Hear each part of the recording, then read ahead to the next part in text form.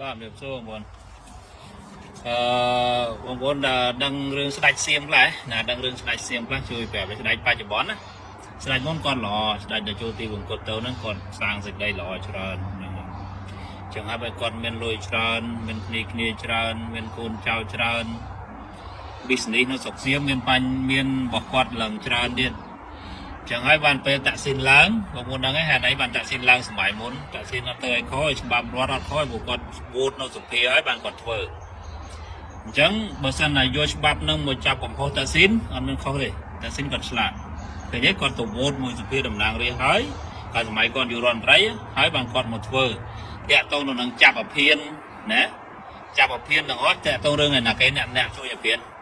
តែតាក់ស៊ីនគាត់បង្កើតច្បាប់ថាអ្នកលួចអភិនអ្នកជួយអភិនប្រហែលគីឡូឡើងទៅសម្លាប់អីចុះមានទោសប្រហារជីវិតអីហ្នឹង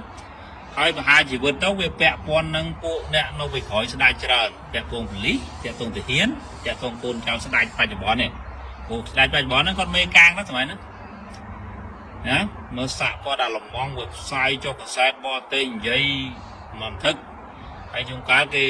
រដ្ឋាភិបាលថៃគេចង់ប្តឹងទៅ Google ប្តឹងទៅឲ្យបរទេសលុបចោលវិញ fuck you អាណាលុបហើយហើយនឹងស្អីគេធំនៅក្នុងថៃហ្នឹង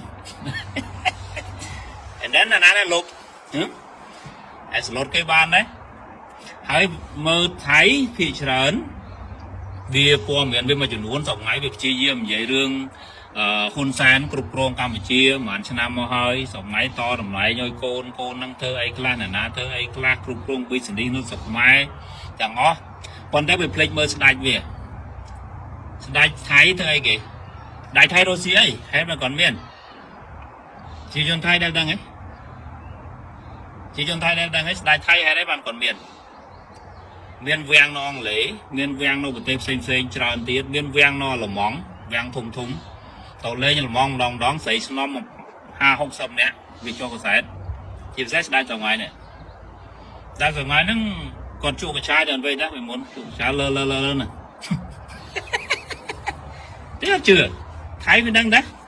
ជួបកឆាយជួបអភិនលេងលបែងស្ដេចហ៎អញ្ចឹងបានពេលជិតចូលទីបង្គត់ស្ដេចមុនណាកាលហ្នឹងខ្ញុំនៅនឹងឡើយរជ្ជកាលទី9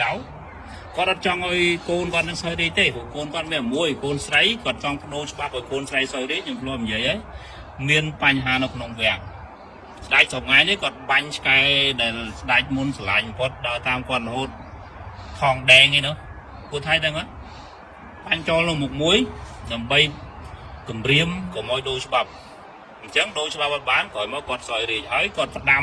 គាត់អត់សុបាយចិត្តទេអញ្ចឹងគាត់ឲ្យរដ្ឋាភិបាលមុនទិញអាវុធទុកឲ្យតទៅថៃនឹងមានសង្គ្រាមមួយបរទេសច្រើនព្រោះប្រវត្តិសាស្ត្រវាបរៀនឲ្យមនុស្សស្គួតអត់ទទួលស្គាល់រឿងពិតហើយធ្វើឲ្យមនុស្ស racist បង្កើនពូជសាសន៍ហើយតទៅជា fuck ហើយគាត់ដឹងថាកូនគាត់ដែលត្រូវសោយរាជតមកហ្នឹងគឺ fuck គាត់ដឹងស្ដេចមុនគាត់ដឹងអូខេហើយរឿងលើកនេះក៏អាចកើតឡើងពីរឿងអស់ហ្នឹងដែរហើយសួរតែរដ្ឋបហាដល់ណាគេធ្វើរដ្ឋបហាដោយសារអីដោយសារផលប្រយោជន៍រវាងពួកអ្នកនៅក្រោយស្ដេចទាហានហើយនិងពួកប៉ូលីសមេទាហានមួយចំនួនស្រុកថៃកាលណាធ្វើការងាររដ្ឋចប់ទៅវារីថៃទៅវាទៅធ្វើអាថបនៅគេហៅ security ពិសេសនៅក្រោយស្ដេចអ្នកជំនួយកាយស្ដេចចេះចុះពួកនឹងឯងដែលមានផលប្រយោជន៍មាន business ធំនៅពេលដែលអ្នកនយោបាយឡើងដោយតាក់ស៊ីនៃគាត់ឡើងគាត់ ban business ពួកហ្នឹងយកផលប្រយោជន៍ខូចផលប្រយោជន៍គាត់អញ្ចឹងគាត់លាក់រដ្ឋាភិបាលពួកថៃយល់អត់ You understand Thai I'm Cambodia okay I fucking understand that why you Thai you don't understand that huh how come and ប្រទេសដទៃព័ត៌មានគេនិយាយពីភាសាអង់គ្លេសនេះនោះគេនិយាយរឿងហ្នឹងអូខេ how I learn from somewhere I'm smart